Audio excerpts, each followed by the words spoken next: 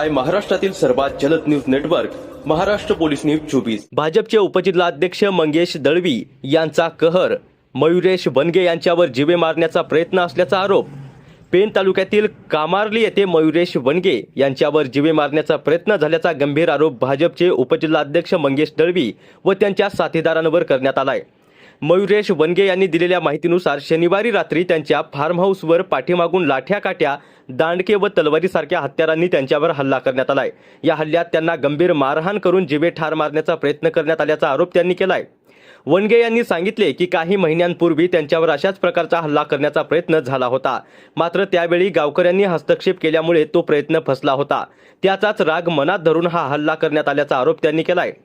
हल्ल्यानंतर त्यांच्या खिशातील रोख रक्कम तसेच गळ्यातील सोन्याची चेन घेऊन आरोपी घटनास्थळावरून पसार झाल्याचा दावाही करण्यात आलाय। रक्ताच्या थारोळ्यात पडलेल्या मयुरेश बनगे यांना त्यांच्या नातेवाईकांनी तातडीने रुग्णालयात दाखल करून उपचारासाठी हलवले। मंगेश दळवी यांची परिसरात मोठी दहशत असल्यामुळे मदतीसाठी कोणीही पुढे आले नाही असा आरोपही मयुरेश बनगे यांनी केलाय। तसेच मंगेश दळवी यांच्यावर यापूर्वीही अनेक गुन्हे दाखल असल्याचा दावा करत त्यांच्या संपत्तीची चौकशी व्हावी, तसेच त्यांना कोणाचे संरक्षण मिळत आहे का याचाही तपास व्हावा अशी मागणी त्यांनी केली।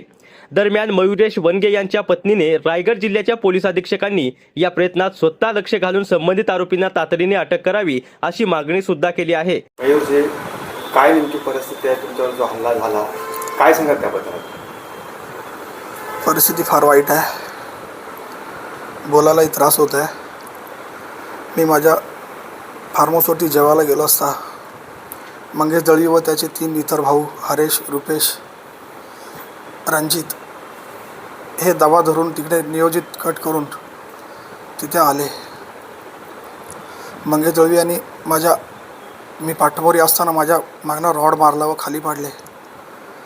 नंतर माझ्या कामगारांना दम देऊन तुम्ही इथून आत्ताच्या आत्ता बाहेर निघा, नाहीतर तुम्हालाही ठार मारेन, आणि त्यांना तिथनं हुसकवले।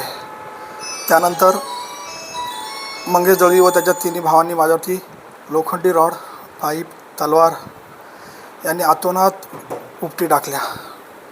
त्याच्यामध्ये मला बराच मार बसला व जाता जाता मंगेश दळवी याने त्याच्याकडे काळ्या रंगाची रिव्हॉल्वर काढून माझ्या पहिले कपाळाला लावली आणि नंतर माझा तोंडाला हाताने उघडून त्याची नळी माझ्या तोंडात टाकली व तुला व तुझ्या परिवाराला कायमचं संपवून टाकेन असा बोलला।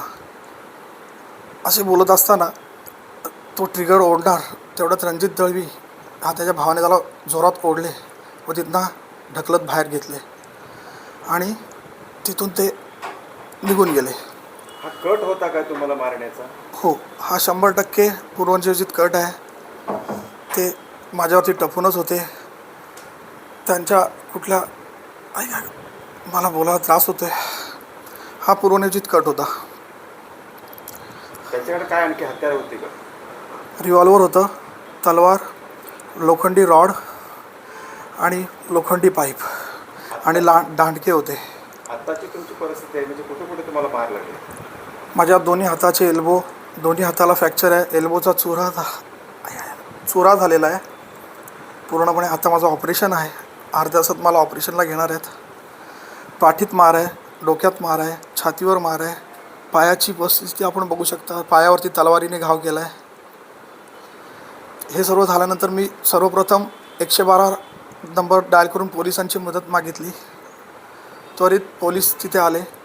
तसेच माझे भाऊजी विजय घुडिंदे, त्यांचे भाऊ राजा घुडिंदे हे तिथे आले। त्यांनी मला तसं रक्ताच्या थारोळ्यातनं उचलून पेण येथील हॉस्पिटलला पोलिसांसह घेऊन आले। तिथून मला म्हात्रे हॉस्पिटलला आणलं। म्हात्रे हॉस्पिटलनंतर आता क्रिटिकल असल्यामुळे मला गांधी हॉस्पिटल इथे हलवण्यात आलेलं आहे। अशी परिस्थिती आहे। माझी पत्रकारांना व प्रशासनाला नम्र विनंती आहे की मंगेश दळवी याचे मागचे सर्व 2005-2006 पासून जे त्याच्यावरती गुन्हे दाखल आहेत, त्यांनी असे बरेच वेळा प्राणघातक हल्ले तिथल्या भागातील लोकांवर केलेले आहेत। त्याचा जुना रेकॉर्ड काढून त्याच्यावर मोका अंतर्गत कारवाई करावी, कारण की अशा प्रवृत्तीच्या लोकांमुळे सर्वसामान्य नागरिकांना तिथे जगण्याचे मुश्किल झालेले आहे। अनेक जमिनीचे गैरव्यवहार, रिलायन्स गॅस लाईनच्या माध्यमातून आलेले अमाप पैसा या सर्वाच्या चौकशी व्हाव्या व अशा गुंड प्रवृत्तीच्या व असा मार देणाऱ्या व्यक्तींपासून समाजाला प्रशासनाने वाचवावे ही नम्र विनंती. महाराष्ट्र पोलीस न्यूज 24 साठी रायगड जिल्हा उपसंपादक संजय गायकवाड.